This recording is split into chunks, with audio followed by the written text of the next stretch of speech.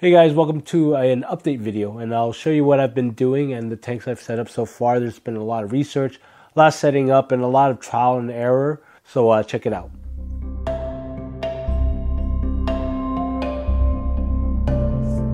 So since just getting back in hobby, I wanted to go ahead and just start up some tanks, some small ones, just to get the feel of it and gradually kind of go into, even though I'm like doing some more advanced technique type of stuff, like dry starting and Iwagumi tank. Dang, I'm on to butcher names. It's gonna happen. I do it in my other videos as well, for my other hobby.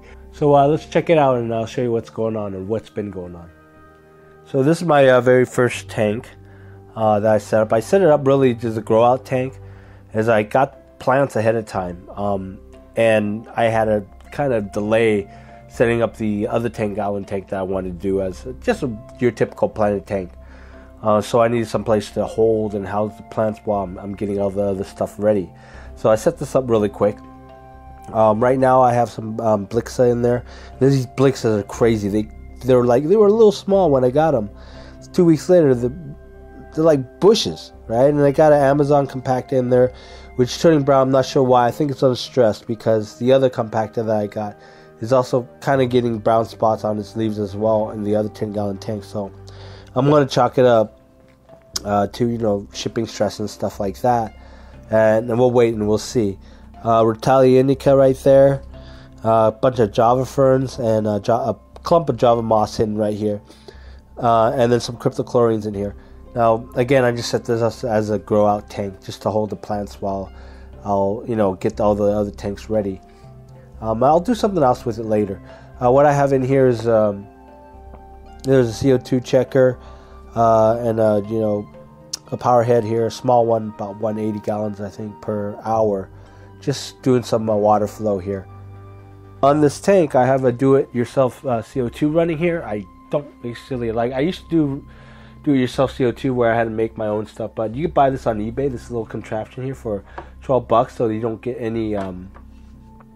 any leakage, which is kind of important.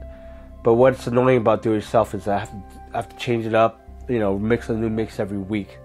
So I might upgrade this later. If this is still going to be a grow out tank, I'm going to mix it up later and put in a paintball CO2 tank for this. I also got a solenoid connected to this so it could shut off during the night. They got this at eBay for about $15. And then you got your bubble counter there, and then it goes into the tank with the diffuser right there. For filter, I have running here is the Sun 602 603B. The pump is weak, but it's perfect for 10-gallon tanks or less. Say it's rated for 20-gallon, but you might be able to get away with putting on a 15-gallon, but it's really weak for a 20-gallon tank unless you change up the pump, which I'm going to have to on one of my 20-gallon tanks. And the reason why I'm not going to upgrade the filter itself is because I like the size of that filter. There's enough media to run for up to 20 gallons, 25 gallons about, but the pump is really weak. It's only pumping out 110 gallons per hour, so that's pretty weak for a 20-gallon tank, but more on that later. Also, I built a hood for this tank. Don't really like it. It's a little big. It's it's done with 1/4 inch wide wood, but again, it's too big. So I'm going to change it up later. But I did it mainly, and this is going to probably kill the camera here. It's the 32 watt light for under here. It's a AH supply light that was on one of my tanks on the 12-gallon Eclipse tank a long time ago. What happened to that 12-gallon Eclipse tank was that when I cleaned it up, I found there was cracks on the bottom. It was pretty bad, so I just ended up throwing it away. It was pretty old and brittle. But yeah, so right now it's running 32 watts, 6700 Kelvin.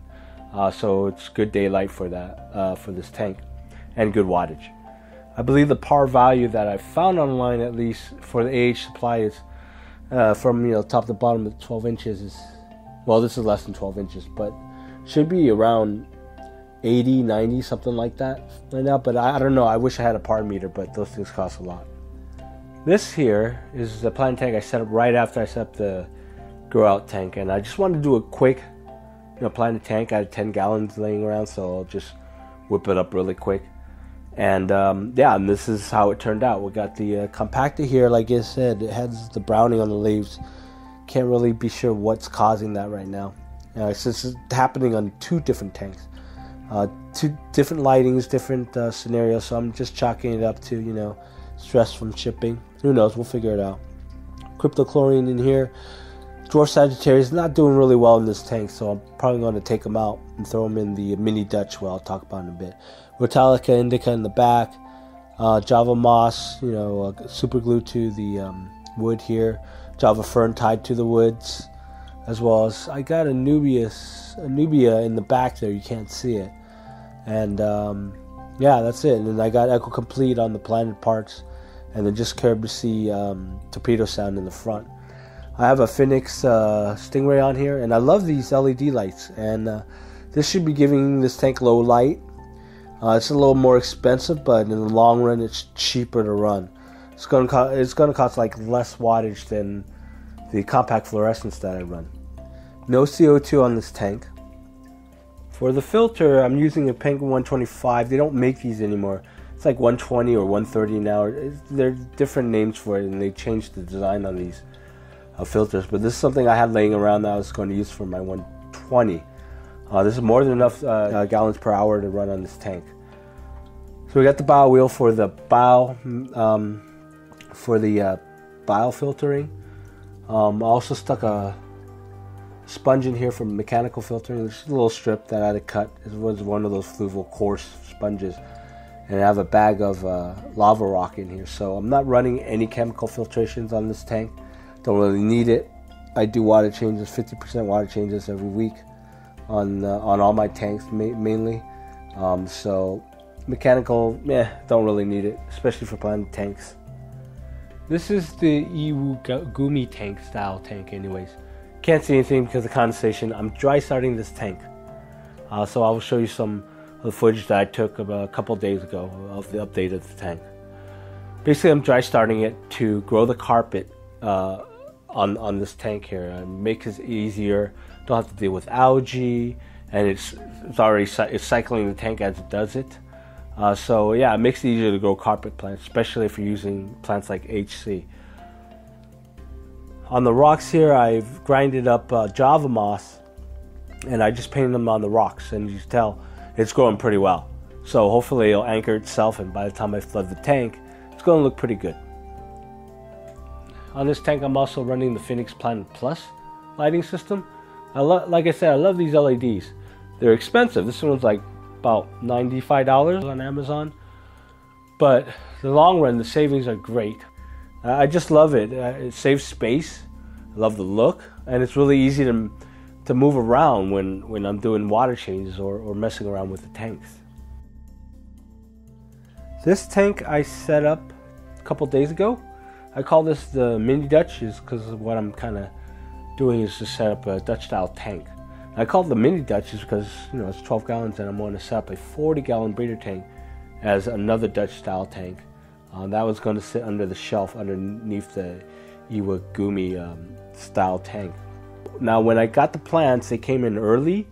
I was expecting Monday. It came in Saturday, so I had to I didn't want them to sit in the bag, and I think I read on the internet somewhere you put it in the fridge. It will prolong the life of the plants, and which I did, which I'm not sure it was a good idea. The Hygrophilia that I got from it did not do well. Leaves were falling apart, so I just got a couple of stems on it, so hopefully I can grow it out. It's right here in the back of the Ludwig here. And I lost the Respin, Ludwig Respins. They just completely did not make it, but the rest of the plants look good. I took the Japonicas and the Sagittaria here, the Dwarf Sag and the Cryptochlorines, and I think, and the Rotalia. Those are from the grow out tank. The rest came in with that bunch. The place I got it from was somewhere on eBay, and it's linked on the bottom. But the plants are gorgeous. They came in gorgeous and healthy and stuff. My boo-boo, I think, was when I put them in the refrigerator just to try to prolong the life of it or whatever. Top of here we have a 55-watt compact fluorescent daylight, 67 kelvins. right here, and I made this quick little thing. Like, again, maybe I'll probably upgrade this to a Phoenix Planet Plus later on, because I really love that lighting. And this thing is bulky. It's just really hard to deal with when I move it back and I get some space, but not that much space, and it's heavy, it's clunky. Ugh. I think I'm just going to go all LED sooner or later, or at least for the smaller tanks. Now what I'm running here is CO2. This is a paintball CO2 tank. Running a CO2 regulator. This is my old CO2 regulator, and I just fixed it up because I had to put a needle valve on it and a bubble counter on it. And this one's going up to the top of the tank at a diffuser right now. At the moment, I have a CO2 reactor here, which is kind of sort of running.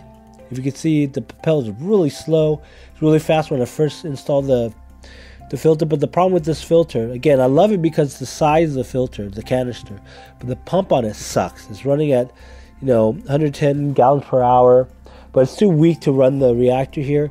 And then I got to climb up about 2.5 feet up, and the overhead on it sucks.